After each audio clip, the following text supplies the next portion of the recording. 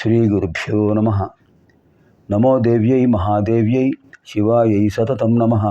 నమః ప్రకృత్యై భద్రాయై నియతాః ప్రణతాస్మతాం. అర్చనకాలే రూపగత, చింతనకాలే ప్రాణగత, సంస్కృతికాలే శబ్దగత, తత్వవిచారే సర్వగత.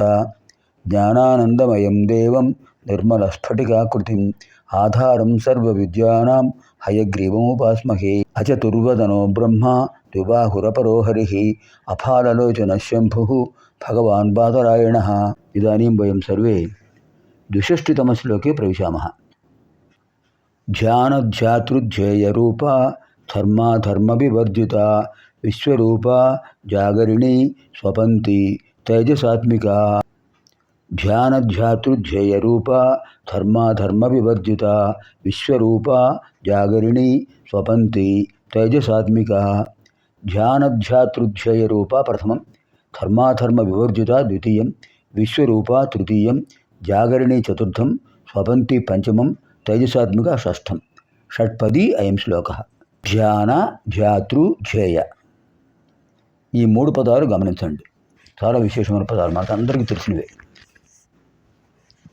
నిరంతరం మనం ఈ ప్రక్రియలో ఉంటుంటాం. ధ్యానం చేసేవాడు ఎవరండి? ధ్యాత.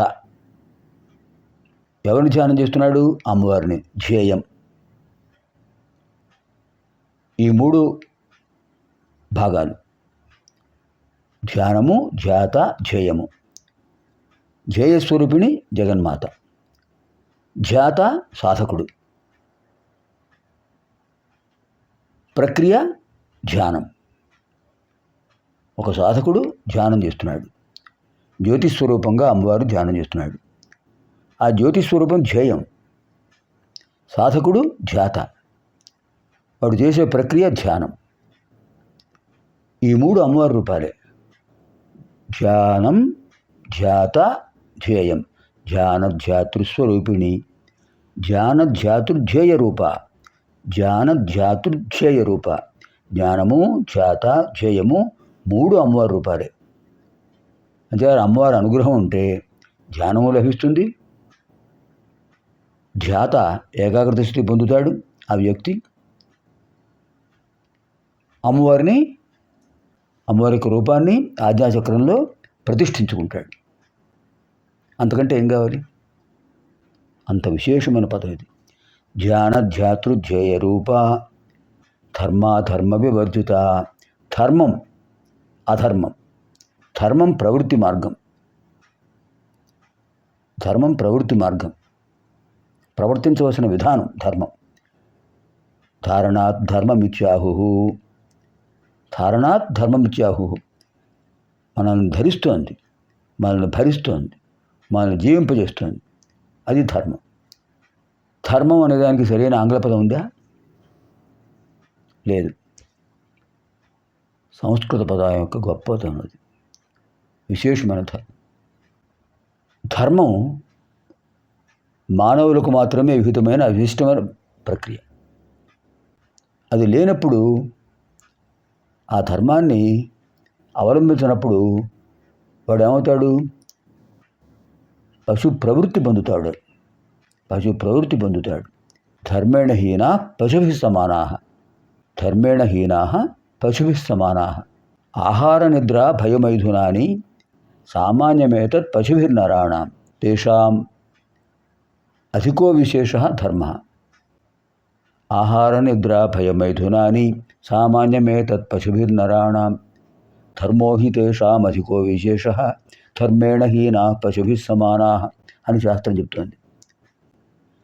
ఆహారం స్వీకరించటం, విశ్రాంతి తీసుకోవటం, వంశాభివృద్ధి పొందటం అంటే సంతానం పొందటం, ఈ మూడు మానవులకు మానవేతర జీవులకు సమానమే. కానీ మానవులకు ఏమిటి ప్రత్యేకత? తేషాం అధికో విశేషః ధర్మః. వాళ్ళకున్న విశేషమైనది ధర్మము, ధర్మము, ధర్మము. అందుచేత మానవుడు ఉన్న స్థితి నుంచి ఉన్నత స్థితికి వెళుతున్నాడు. అది లేనివాడు ఏమవుతాడు? ధర్మహీనుడవుతాడు, ధర్మవిహీనుడవుతాడు, భ్రష్టుడవుతాడు, చ్యుతుడవుతాడు, ద్విపాద పశువు అవుతాడు. ధర్మేణ హీనా పశుభిః సమానాః. మరి ధర్మాన్ని సృష్టించింది ఎవరు? అమ్మవారే. ధర్మం వల్ల ఆనందం కలుగుతుంది, అధర్మం వల్ల దుఃఖం కలుగుతుంది. అధర్మాన్ని కలిగించే, దుఃఖాన్ని కలిగించే అధర్మం,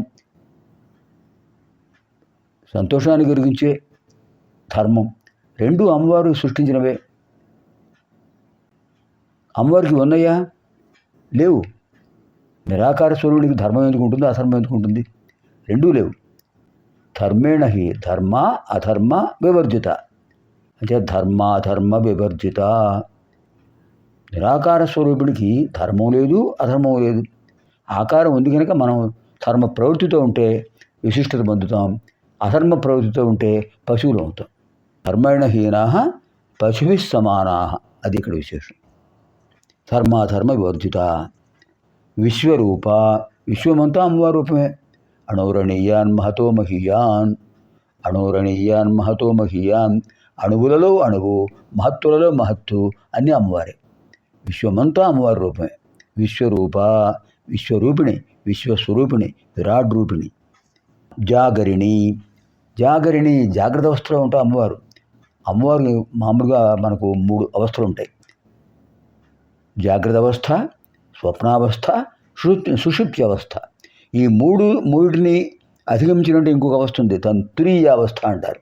తురీయావస్థ, తురీయావస్థలో అద్వైత తత్వం వచ్చేస్తుంది. ఇక్కడ ఉన్న జీవాత్మ సహస్రార చక్రంలో ఉన్న పరమాత్మ చేరిపోయి అద్భుతమైన ఆనందాన్ని పొందుతూ ఉంటుంది. అది తురీయావస్థ. సాధకులకు, యోగులకు లభించే పారమ్య స్థితి. ఆ లోపల ఉండేవేమిటి? జాగ్రత్త అవస్థ, మెళకువతో ఉంటాడు. పంచ జ్ఞానేంద్రియాలు, పంచ కర్మేంద్రియాలు, మనోబుద్ధి చిత్తహంకారాలు పనిచేస్తుంటాయి. రెండవది స్వప్నావస్థ, మనసు మాత్రమే పనిచేస్తుంది. జ్ఞానేంద్రియాలు, కర్మేంద్రియాలు విశ్రాంతి తీసుకుంటుంటాయి. మనసు పనిచేస్తుంది కనుక స్వప్నాలు వస్తుంటాయి. అది స్వప్నావస్థ. ఇంకా మూడవది సుషుప్తి అవస్థ. అప్పుడు మనసు కూడా పనిచేయదు. గాఢ నిద్ర, ఆలోచనలు ఏముండవు, స్వప్నాలు ఉండవు, ఏముండవు. అసలు ఈ శరీరం మనమా ఏమో తెలియదు. అది సుషుప్తి అవస్థ, గాఢ నిద్ర. 3 అవస్థలు. అంతేత అమ్మవారికి ఈ స్థితులు ఉండవు. జాగరిణి, ఎప్పుడు జాగ్రత్త అవస్థలోనే ఉంటారు అమ్మవారు. స్వపంతి, స్వపంతి మరి జాగ్రత్త అవస్థలో ఉన్నప్పుడు స్వప్నావస్థలో స్వపంతి ఎందుకు వస్తుంది అంటే యోగనిద్ర, యోగమాయ యోగనిద్రలో ఉంటారు. ప్రళయకాలంలో అమ్మవారు అలా ధ్యానిస్తూ ఉంటారు. అది యోగనిద్ర, అదే స్వపంతి. తేజసాత్మిక, తేజస్సే అమ్మవారి స్వరూపం. గొప్ప సాధకులను, సిద్ధులను తేజస్కులు అంటారు, తేజస్ సంపన్నులు అంటారు. ఎక్కడి నుంచి వచ్చిందో ఆ తేజస్సు?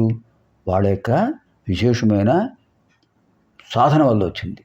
ప్రాణాయామం, యోగాభ్యాసం అలాంటివన్నీ చేస్తుంటారు కనుక, ధ్యానం, జపం చేస్తుంటారు కనుక వాళ్ళు తేజస్కులు అంటారు.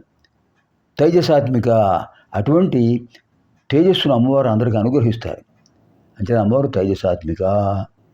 ధ్యానధ్యాతృధ్యేయ రూప, ధర్మాధర్మ వివర్జిత, విశ్వరూప జాగరిణి, స్వపంతి తేజసాత్మిక.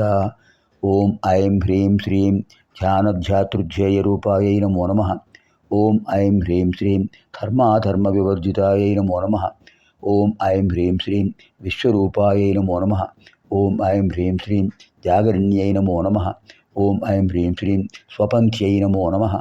ఓం ఐం హ్రీం శ్రీం తేజసాత్మికాయై నమో నమః. సర్వేభ్యः లలితాపరాభట్టారికాయాः దివ్యానుగ్రహప్రాప్తిరస్తు. స్వస్తి.